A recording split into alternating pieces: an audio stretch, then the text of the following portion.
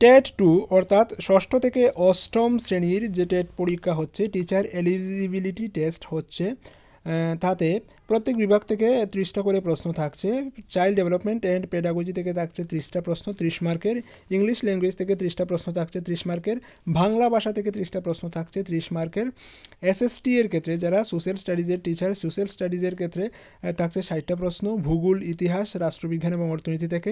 Science স্ট্রিমের জন্য থাকছে 60টা প্রশ্ন, সেটা হচ্ছে সায়েন্স এবং ম্যাথমেটিক্স থেকে। তো আজকে আমরা আলোচনা করব সেটা হচ্ছে পার্ট 3 বাংলা বিভাগের 30টি প্রশ্ন।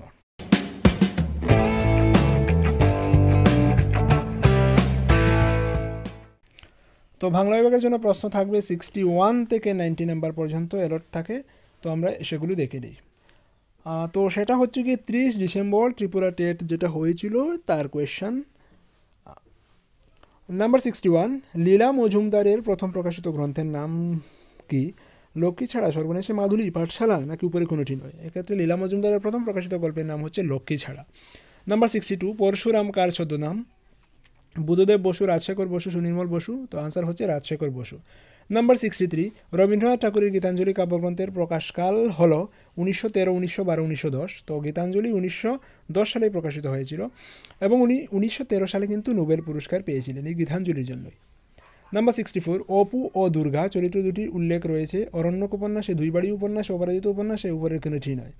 তো অপু এবং দুর্গা তো হচ্ছে বিভূতিভূষণ চট্টোপাধ্যায়ের অপুর সংসার, তো সেটা কিন্তু অরণ্যক, দুই বাড়ি বা অপরাজিত এসব কোনোটাই নয়। তো আনসার হচ্ছে উপরের কোনোটিই নয়। 65, বিদ্যাসাগর, ঈশ্বরগুপ্ত এবং মধুসূদন এই তিনজনের আবির্ভাব ক্রম হলো? তো সেটা সঠিক ক্রম হচ্ছে ঈশ্বরগুপ্ত, বিদ্যাসাগর এবং মধুসূদন। প্রথমে ঈশ্বরগুপ্ত, তারপরে হচ্ছেন ঈশ্বরচন্দ্র বিদ্যাসাগর, তারপরে এসছেন মাইকেল মধুসূদন দত্ত। তো নাম্বার 66, শাহজাহান নাটকটি রচনা করেন কে? তো শাহজাহান নাটকটি রচনা করেন দ্বিজেন্দ্রলাল রায়। নাম্বার 67, ভাষা সম্প্রদায়ের অঞ্চল বিশেষ প্রচলিত ভাষা ছাদকে কি বলে? নিজ ভাষা, সাধু ভাষা, উপভাষা? তো সেটাকে কিন্তু উপভাষা বা ডায়ালেক্টস বলা হয়। Number 67 C. তো এই যে ভাষা সম্বন্ধিত জিনিস, আমি যারা এনআইওএসে ডিএলএড করছেন তাদেরকে বলছি যে 503-তে কিন্তু ভাষা নিয়ে অনেক কিছু ছিল। তো 503টা কমপ্লিট করলে কিন্তু এই যে ভাষা নিয়ে যতগুলো আছে আপনি নিশ্চয়ই পারবেন। বাংলা ধ্বনি পরিবর্তনের কিছু রীতি রয়েছে: অপিনিহিতি, অবিশ্রুতি, স্বরভক্তি, স্বরাঘম, স্বরলোপ, স্বরসঙ্গতি, বর্ণবিপর্যয়, বর্ণধিত্ব, সমীকরণ সমীভবন, বিসমীভবন, বর্ণবিখার, নাসিক্যভবন প্রভৃতি।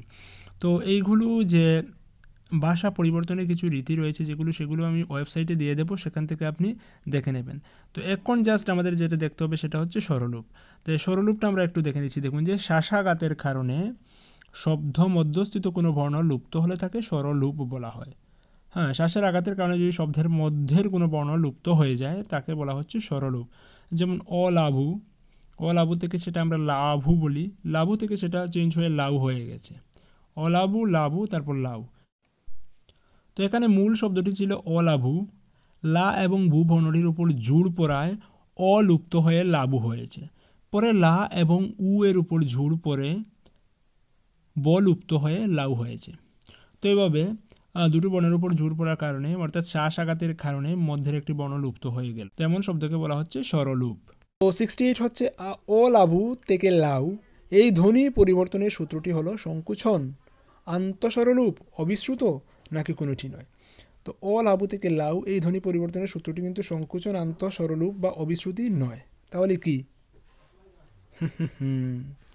69, ধ্বনিতাত্ত্বিক পরিবর্তনে সমীভবনের বিপরীত ব্যাপার হলো বিপর্যয়, বিষমীভবন, সমাক্ষর লুপ নাকি উপরে কোনোটি নয়?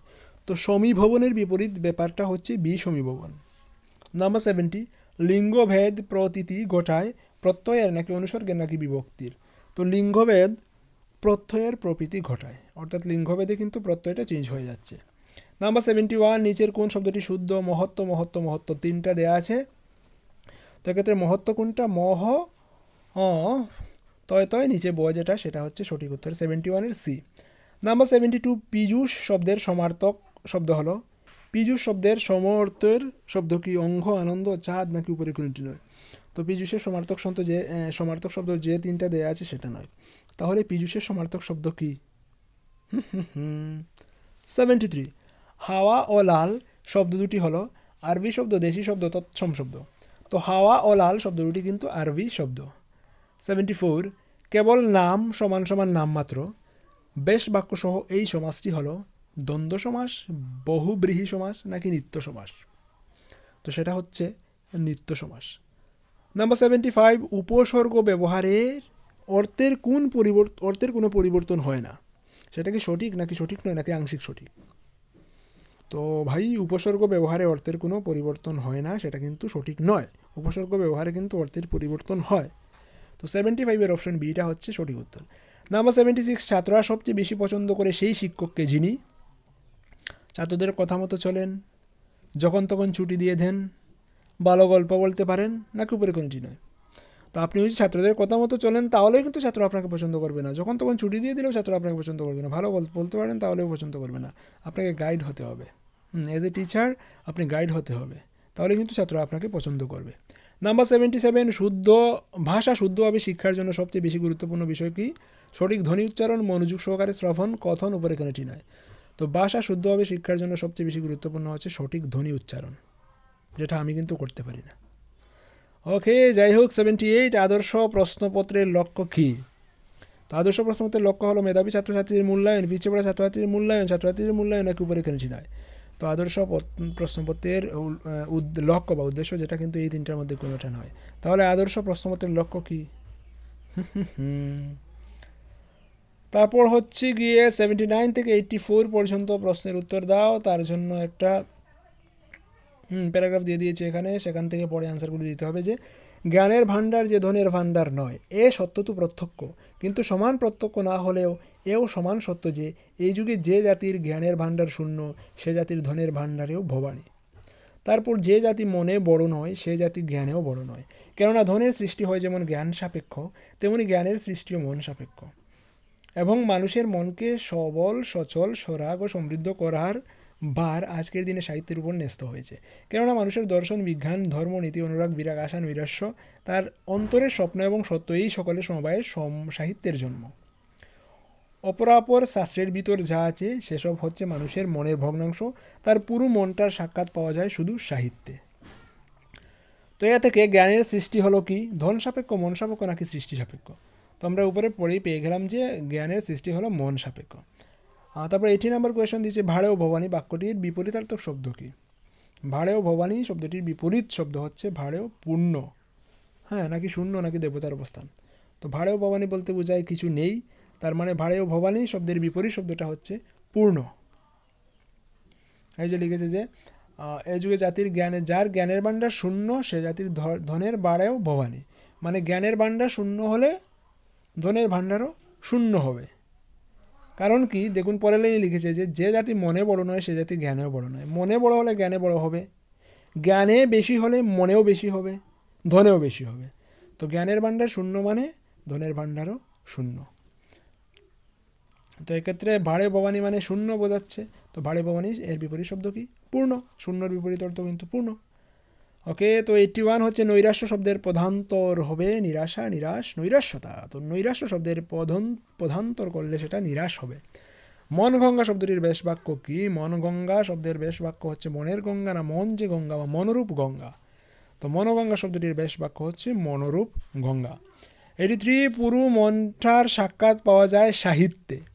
নিচে রেখাঙ্কিত পদটির কারকে বিভক্তি হলো কর্মকারকে এ বিভক্তি, কর্তৃকারকে এ বিভক্তি, অধিকরণ কারকে তে বিভক্তি। এই কারক বিভক্তি আমি আগেও বুঝতাম না, এখনও বুঝতে বড় সমস্যা হয়। তো যাই হোক, সেটার আনসার বলেছি উপরে কোনোটি নয়। তাহলে সেটা কোন কারকের কি বিভক্তি সেটা আপনার জানা থাকলে অবশ্যই আমাকে বলুন কিন্তু। 84 প্রত্যক্ষ শব্দটির সন্ধি বিচ্ছেদ করলে কি হবে? প্রতি অক্ষ, প্রত্যক্ষ, পরিঅক্ষ। তো প্রত্যক্ষ শব্দটির সন্ধি বিচ্ছেদ করলে হবে প্রতি প্লাস অক্ষ। ওকে, 85 থেকে 90 নাম্বার প্রশ্নগুলো দেখে নিচ্ছি। কৃত্তিবাস ওঝা জন্মগ্রহণ করেন দোল পূর্ণিমার দিন, মহালয়ার দিন, শ্রী পঞ্চমীর দিন। তো কৃত্তিবাস ওঝা জন্মগ্রহণ করেন কিন্তু শ্রী পঞ্চমীর দিন। 86 কাশিরাম দাসের পৈতৃক উপাধি ছিল মুখোপাধ্যায় দেব চক্রবর্তী বা কোনটি? তো কাশিরাম দাসের পৈতৃক উপাধি ছিল দেব। বাংলা ভাষার প্রথম দৈনিক পত্রিকাটির নাম হলো বঙ্গদর্শন, সাহিত্য প্রভাকর, সমাচার দর্পণ। তো বাংলা ভাষার প্রথম দৈনিক পত্রিকাটির নাম হচ্ছে সংবাদ প্রভাকর। তো এগুলো কিন্তু আপনি যদি যে কোনো কম্পিটিটিভ এক্সাম ফেস করতে চান তাহলেও কিন্তু এগুলো আপনাকে জানতেই হবে। তো এগুলো কিছু জিনিস কমন রয়েছে, যে এই যে বাংলা ভাষায় প্রথম দৈনিক পত্রিকার নাম কি সংবাদ প্রকাশ, এটা কিন্তু অনেকের কাছেই কমন পড়বে। তো 88 হচ্ছে মহাপৃথিবীর কবি কে? মহাপৃথিবীর কবি জীবনানন্দ দাশ, কাজী নজরুল ইসলাম নাকি সুকান্ত ভট্টাচার্য? তো মহাপৃথিবী এর কবি হলেন জীবনানন্দ দাশ। 89 বঙ্কিমচন্দ্র রচিত উপন্যাসের সংখ্যা হলো 89 বঙ্কিমচন্দ্র রচিত উপন্যাসের সংখ্যা হলো 24টি, 12টি, 16টি, উপরে কোনোটি নয়। তো বঙ্কিমচন্দ্র রচিত উপন্যাসের সংখ্যা 24, 12 বা 16টি নয়। তাহলে বঙ্কিম রচিত উপন্যাসের সংখ্যা কত? 90। পথে প্রবাসে কী ধরনের রচনা? উপন্যাস, প্রবন্ধ গ্রন্থ নাকি ভ্রমণ কাহিনী? তো পথে প্রবাসে এটা হচ্ছে গিয়ে ভ্রমণ কাহিনী। তো এরই সাথে কিন্তু 30টা এমসিকিউ কভার হয়ে গেছে, যেগুলো টেট 2 এর বাংলা থেকে করা হয়েছিল 30 ডিসেম্বর যে পরীক্ষা হয়েছিল ত্রিপুরা টেট, তার কোয়েশ্চেন।